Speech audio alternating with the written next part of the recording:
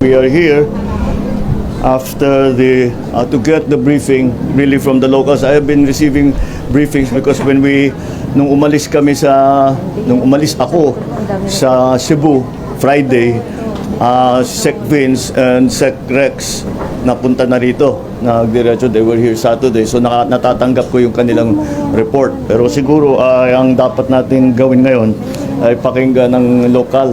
What is the report from your office para alam namin yung kailangan namin gawin. Gov. Nelson, sige, please go ahead. Magandang araw po sa atin lahat. Maraming salamat, kagalang-galang na Presidente Ferdinand Marcos, sa inyong pagdalaw dito sa probinsya ng Davao Oriental, 10 ng ating mga Cabinet Secretary and other national agencies. Summary of effect as of October 13, 2025, Municipality of Boston, number of affected families 4,662. Ang partially damaged po is 31 houses. Ang internal displaced person, number of families is 1,667. Sa Municipality of Katiil, number of families affected 18,087. Totally damaged 5 houses, partially damaged 1,082. Internally displaced person 11,597. Injured 23. Municipality of Baganga, number of families affected is 11,195. Does everyone have a copy of this listing? Oh, okay na ito siguro. Nelson, we'll just look at the totals para yung eto meron na. Para yung DSWD, you can Yung total na siguro. Yes. Okay. Province-wide, please. The number of affected families in the whole Davao Oriental is 166,384. The totally damaged houses is 503. The partially damaged houses is 8,055. The internally displaced person number of families is 90,297. Individuals is 65,716. Death is 3. Injured is 323. Yun po yung total houses and injured and death na mga tao dito sa probinsya ng Davao Oriental. Alright. Wala pa dito yung mga public buildings. Gaya ng ospital, yung mga eskwela. Wala pa po, hindi kasama yung... Hindi pa kompleto yung assessment, ano? Vince, they haven't completed kung pwedeng gamitin o hindi. Matatapos po siguro sa President Within the day? Oh, okay. Very good. Alright. Yes po, yes po. Na at least malaman natin kung alin sa mga buildings ang hindi na magamit, yung mga iba na pwede pang i-repair, and then we'll have to budget it. We'll have to, because we're coming to the end of the year, everybody's starting to feel the pinch. Anyway, Mr. President, facilities, yung nakita niyo lang manay ng ating all the rest are functional. I see. Lahat ng provinces, Oriental, So, our health facilities intact except the one in Yun lang ang kailangan nating, yun ang non-functional. Pero nagawa ng solusyon ni Yusek Murillo, meron kaming non-functional na super health center sa Manay, 5 minutes away. Yun muna magiging functional na parang... where is the super health center? It's 5 minutes away from the hospital, the one we visited. Okay. So nandun na yung mga pasyente. So yun na, ganun na mangyayari, sir. Yun muna ang gagawin nating hospital ng Manay until ma-build yung damaged hospital. Pero you were saying, somebody was telling me, hindi nawala yung kuryente. Yung kuryente naman po namin dito, so far sa ngayon, okay naman po. Walang outage, walang ano? Wala naman po. Pero nung immediately right after po nung lindol, matagal-tagal po na nawala yung kuryente namin. In fact, isa sa major problem namin dito sa Davao Oriental is maliban sa shortage po kami ng supply ng kuryente, fluctuating po yung kuryente namin, lagi po kami brown out dito. That's another problem that we will have to solve. Pero kung ano yung supply ninyo, naibalik naman. Naibalik na po, Naibalik naman. All right, so let's I presume Rex, I presume that these numbers are pretty much because these shouldn't increase anymore. Sir, because all the people who have been evacuated have been counted. You know? Yes, sir. Yeah. Sir, working with the local government, we've already released 36,000 family food packs. Yeah. Yan ho yung standard operating procedure natin. Ang tansya ho namin, may mga kumukuha pa, will probably round off close to 50,000. So we have enough in the region. Before the earthquake struck, we had like 100,000. Within the region. In the region. And then kumukuha rin ho tayo sa Cebu. sa Caraga. Caraga. Malapit rin ho sila. So meron rin tayong 200,000 doon. Okay. So mas malapit ho kasi yung iba sa Caraga eh. So doon na rin ho kami kumukuha. But we have more than enough food supplies, sir. And then the partially and totally damaged, sabi ko na lang ho sa mga governor and mayors, kokolate na lang namin so that we can prepare the cash assistance na ho, sir. But these are not the damage to the houses, partially and total, are not, this number is not yet complete. Sir, hindi pa ho eh. Hindi pa, Nag-usap hindi kami pa. nila As of governor. now, hindi pa ho. Ongoing pa rin yung assessment po. Ongoing pa yung assessment. Kasi ibang lindol eh. Kung minsan nasa loob, hindi mo nakikita yung damage nasa loob. Sir, like sa Cebu, Kailangan maging maingat. sa Cebu ngayon lang nila ibibigay yung totally and partially na total nila eh. Wait, Talagang total, inisa-isa ho, tapos Yeah. validate. So it's been a week and a half na since that earthquake. Yeah. Ngayon lang ho Well, talaga I pumasok. hope na because it's not so densely populated as it is in Cebu. Bogo and then surrounding towns. I hope that doesn't that should not be too much. But in any case, we already know Yes, sir. what is the numbers that we need to supply for feed, relief goods. Yes, sir. And then I saw the kitchen. Yes. All of these Nakaset up na ho siya. nakaset up na. All right. Yung mga ito halimbawa 503 ang totally damaged homes. Yan talaga hindi pwedeng balikan pa ng mga nakatira doon. Kaya maglalagay doon yung naging solution namin sa Cebu was tent city, pero meron tayong mas bagong sistema. Pakita mo yung Ito po yung picture, no? drawing. Modular box houses. Ganyan na. Para kasi pumasok ako doon sa tent, ang init-init eh. Tsaka kaya nasa labas silang lahat.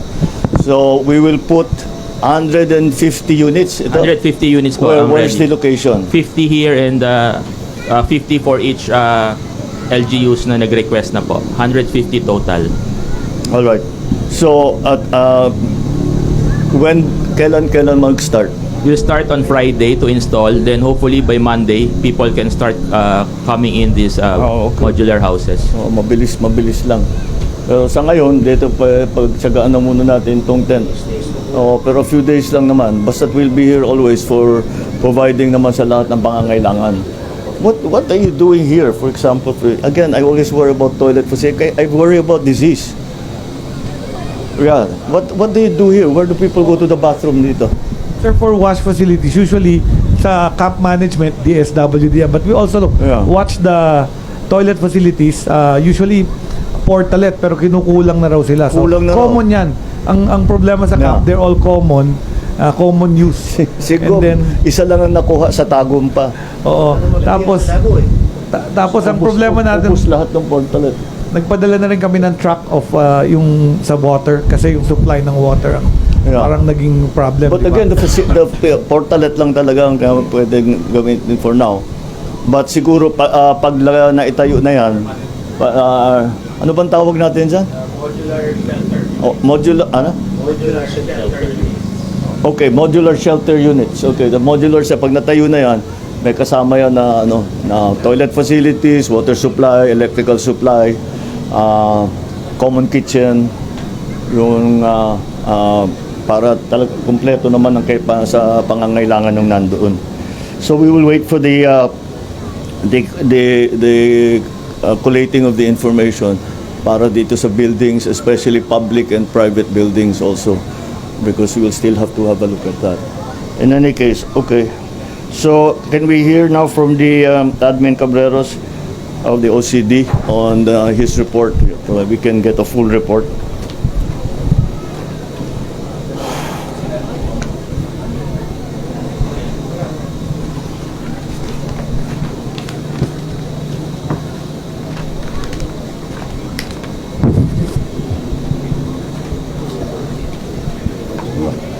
Good noon to everyone. Good noon to our President. For the consolidated report of with regards to the 7.4 earthquake and 6.8 earthquake, which they call it doublet, we have recorded that 331 barangays were affected with 132,000 families with 520,000 individuals. And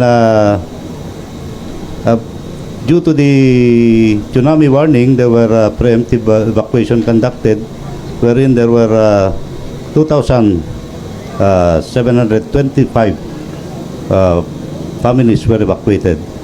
Likewise, as of immediately after the aftermath of the earthquake, we have recorded 18. Sorry, I cannot see. 18 evacuation centers established with 2,000 evacuees inside the evacuation centers, and there are also 52 outside evacuation centers with 192 persons, 192,000 persons outside the evacuation centers. And on casualties, we have recorded 8 and 389 injured without a missing person. For damaged houses, we have recorded 2,102 total damages with 298 totally damaged and 1,804 partially damaged. On the status of lifelines, everything has been restored except for some roads which are still under repair, and 5 roads and 3 bridges. For power, telecom, water were all restored. So after the earthquake, or during the earthquake, there were a suspension of classes and work. There were 163 LGUs who suspended classes and 142 LGUs suspended work. For our assistance, sir, we already provided a total of 27 million pesos to affected families. Likewise, the DSWD already provided 26,539,962 pesos worth of food and non-food items, benefiting 24,358 families. For our search and rescue and retrieval, the AFP and other uniform personnel have deployed 1,819 personnel in using 194 assets during the evacuation of the families and affected areas. And for the DOH, they have deployed medical and assessment teams in different areas, particularly in addressing the psychosocial effects of the earthquake. So that's the gathered information, and we are still gathering more information, particularly on the damaged houses. Well, the infrastructure is still going to be is still not complete. Although the evacuees, the number is, I'm pretty confident that that's already a good working number that we have. All right. So looking at the report from OCD, so we will have to be we will need to be providing for the total evacuees for all of the in and out of the evacuation centers. Yeah, which is our usual practice, which comes up to about 21163. 250,000.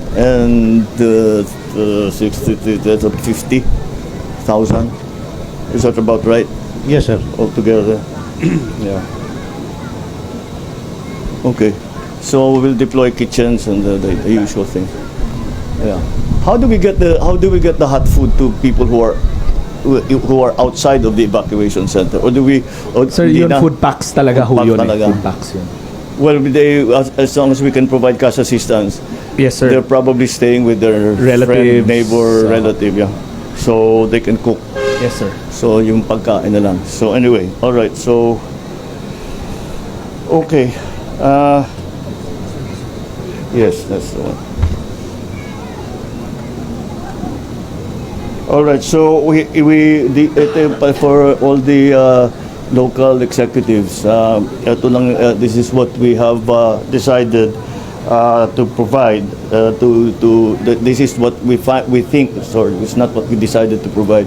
It is what we can see is going to be the necessary support that we are going to give. So that's what I was talking about. We have now the kitchens, we have the tent cities, but we will change the tent cities into the modular shelters that we have found to be mas matibay, mas komportable, para kahit na medyo matagalan. Kasi yung infrastructure, pagka i-rehabilitate at saka rebuild, matagal ng kaunti yan eh. So, we will have to find a place na maganda naman ng kanilang lagay.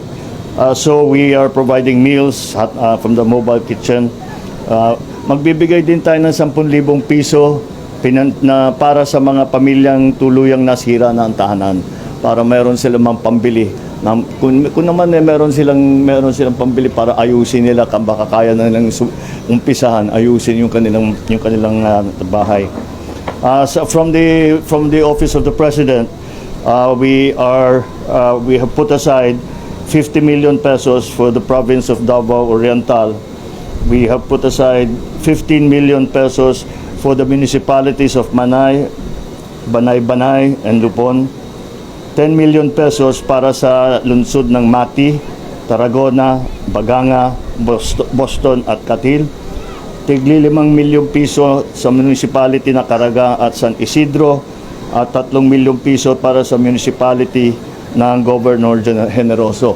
So para sa well, it's up to the LGU kung paano nyo gagamitin ito. Yung iba ginagamit para pang augment doon sa ginagawa ng DSWD. But the reason na binibigay namin itong pondo sa inyo, dahil as a former governor, I know that lahat ng bawat lugar may kaibahan sa pangangailangan. Yung iba kailangan ayusin yung water supply. Yung iba kailangan buksan yung kalsada. Iba-iba. And that's why ang thinking namin, ibigay na lang namin sa inyo yung pondo. Mas alam ninyo kaysa sa amin ang pangangailangan dun sa area ninyo. Kaya't yan ang aming gagawin. At sa mga ibang apektadong LGU, meron naman tayong 20 million pesos para sa probinsya ng Agusan del Sur, 15 million para sa Davao de Oro, Davao del Norte, Davao Occidental, Davao City, Agusan del Norte, Surigao del Norte, Surigao del Sur at Dinagat Islands. At may tulong pa rin kami para sa mga ibang apektado na LGU. And again, the Office of the President will give 150,000 for each family that has lost completely yung talagang nasira ang kanilang tirahan. And I have nag-instruct na ako sa DBM na maglabas ng LGSF, local, yung ating LGSF na para sa mga probinsya na naapektuhan ng lindol. Kasabay pa nito ay magtatayo ang DSUD ng housing, yung ipinakita natin na modular shelter. Yun ang ipapalit natin dito sa Tent City. And this is going to be under may program ang DSUD talaga para dito, Integrated Disaster Shelter Assistance Program, yung IDSAP na tinatawag nila. Yan ang kanilang gagawing trabaho para dito sa area ninyo.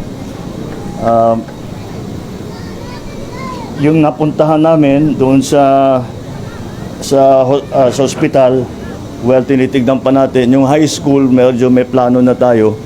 Sa Manay High School, may plano na tayo para kung ano yung, well, yung nakita natin building, yung sarap, wala na, hindi na talaga pwede. So, maglagay tayo ng isa pa sa likod.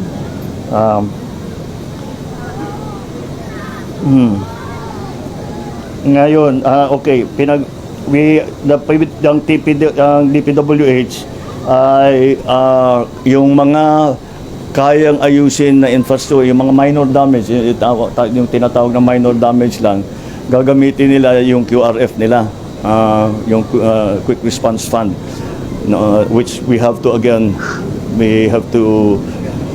replenish.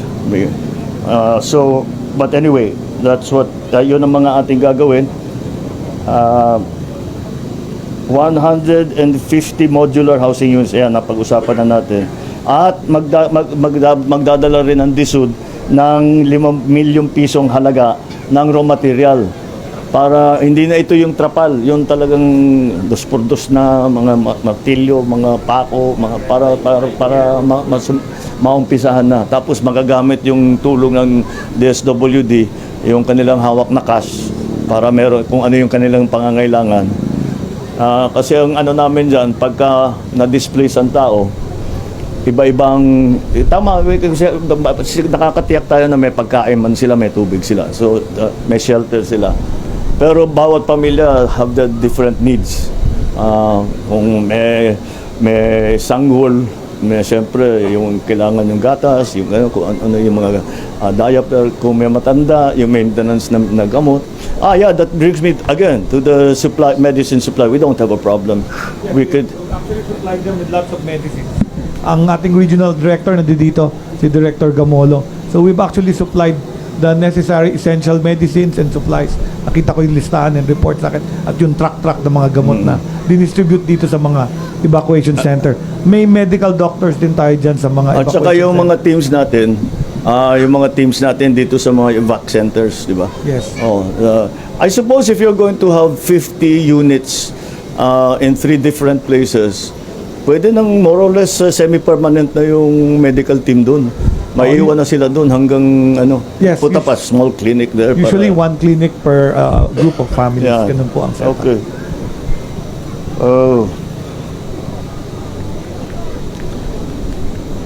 Okay, so anyway, yun ang ating plano ngayon.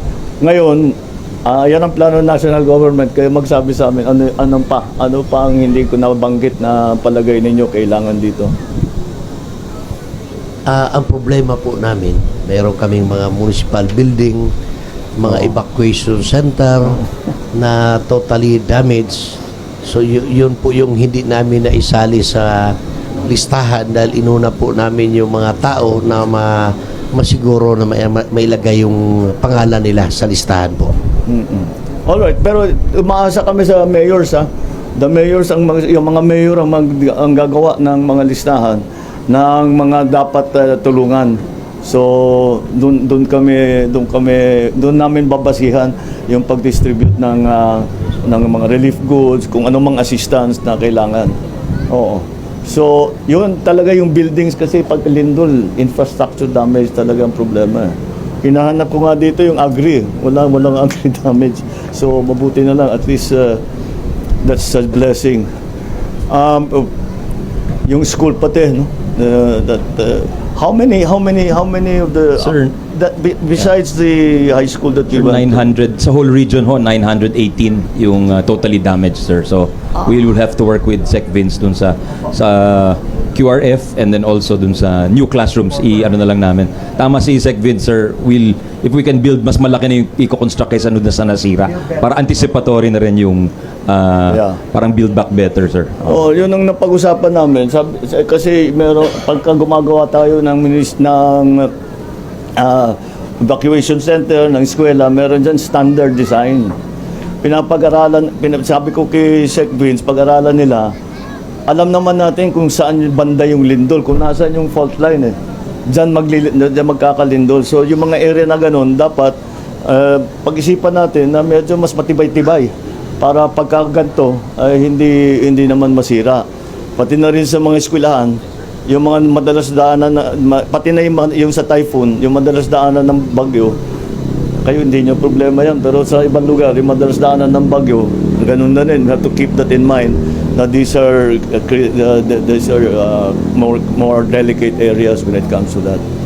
All right. So patuloy lang yung gagawin natin, Gov. Nelson, yung sa pag-assess ng mga buildings para malaman natin kung ano ba talaga yung damage at saka anong kailangan, yung ibang pwede pang i-repair kung ano pang kailangan, at yung hindi na ma-repair, kung ano yung gagawin natin, magtatayo tayo ng mga bago. Oo. All right. That's I think that's all that these are all the issues we've tried to cover for today.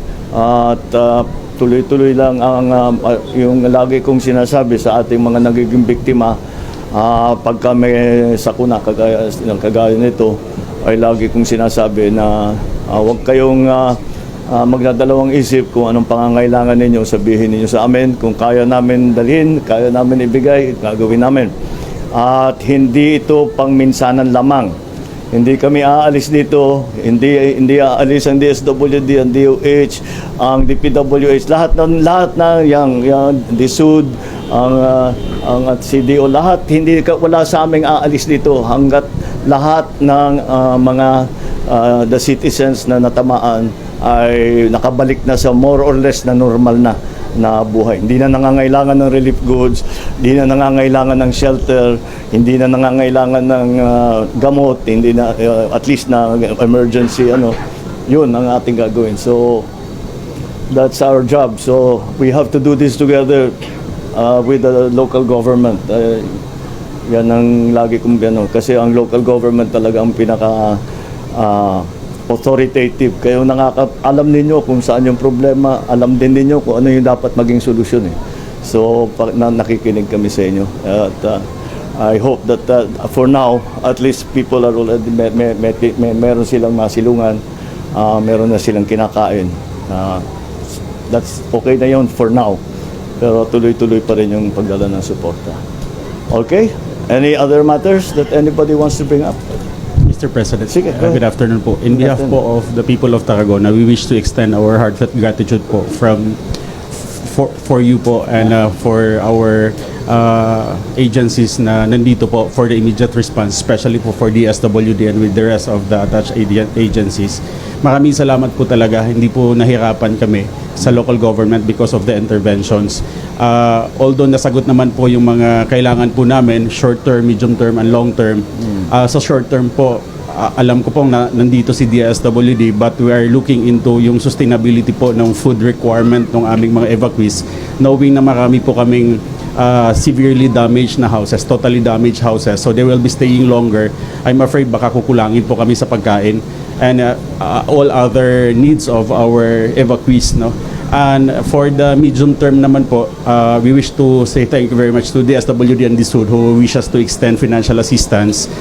And for the long term, we're also expecting, Mr. President, livelihood program for our constituents, knowing that Tarragona has 34.47% poverty incidence, the second highest in Davao Oriental, and most of our victims are all farmers.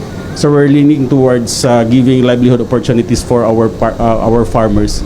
And lastly, Mr. President, all our essential facilities, infrastructure facilities are already affected, especially the one we visited, the evacuation center, which we temporarily use also as a classroom for our tertiary school.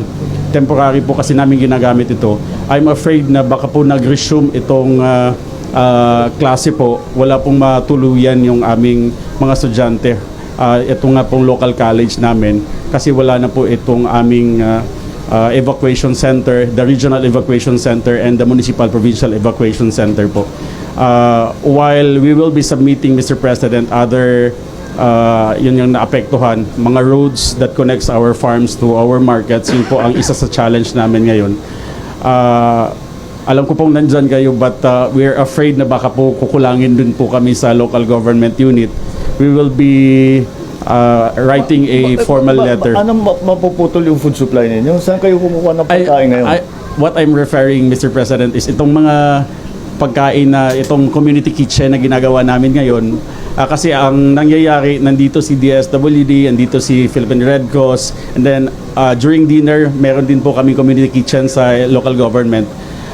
Yun nga po, sana ang i-request ko na baka po ma-sustain hanggang meron po tayong evacuees po sa ating tent city. Yes, sir. Well, We can assure the mayor that. Yun talaga yun ang sinasabi ko sa inyo. Yes, Hindi sir. kami alis dito hanggang Yes, sir. Thank you more very or much less, for hindi that. naman masabi namin bumalik sa dati, pero more or less normal na yung buhay ng mga naging biktima. Oo. Pero saan kayo kumukuha ng pagkain? Sa ngayon, sir, wala kaming palengke kasi nga naka-code red ang mga facilities so namin. we'll have to bring it in. No, yan ang gawin na ng local government, yan gamitin niyo yung pera na ibibigay namin. Yes, sir. Yun ang gamitin niyo, maghanap na kayo ng supplier. Opo, Bago pa maubos yung nasa atin. Di Yes, ba? Magplano na tayo ahead. Huwag na nating antayin na maubusan.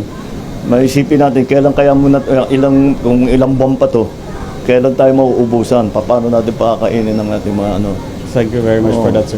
Naikwento ko na din po kay Secretary Angara yung kakulangan po ng aming classrooms. Yeah. While our high school and elementary schools are greatly affected also, our tertiary school, definitely wala na pong matutuluyan kasi nga po yung evacuation center na temporary shelter din ng tertiary school na damage na din po. Yun ang So we problema will be sa- writing a letter. sa Lindol, eh. Yeah. That's a big number, 900 and what? Schoolrooms destroyed? Well, 900 in the region, but 300 sa Davao Oriental, Mr. President. Only in Davao Oriental? Oh, only in Davao Oriental. So, of course, we'll double check also with Sex Vince's teams Sure. dun sa structural integrity ng mga schools. But we assure Mayor na dito lang ako yung team namin. And Sige po. Priority For ho the yan. meantime, Mr. President, we're looking into establishing a tent, parang tent na rin for a temporary classroom po ng aming mga estudyante. Meron kami, Mr. President, it takes 15 days yung temporary learning space. Similar to what Sec Ping Dahil nga sa is doing. Bagyo at saka sa Lindol, nasanay na tayo, meron na tayong tinatawag na temporary learning space. Kung hindi na pwede o hindi pa pwede yung kanilang eskwelahan, doon na muna sila. Pero may ano yung parang similar to what yung modular shelter na ipinakita. Thank you very much po, Okay, Mr. sige. President. Thank you, Mayor. Okay. Maraming salamat. Thank you, Go. Sige, Salamat, Go. Good luck sa inyo.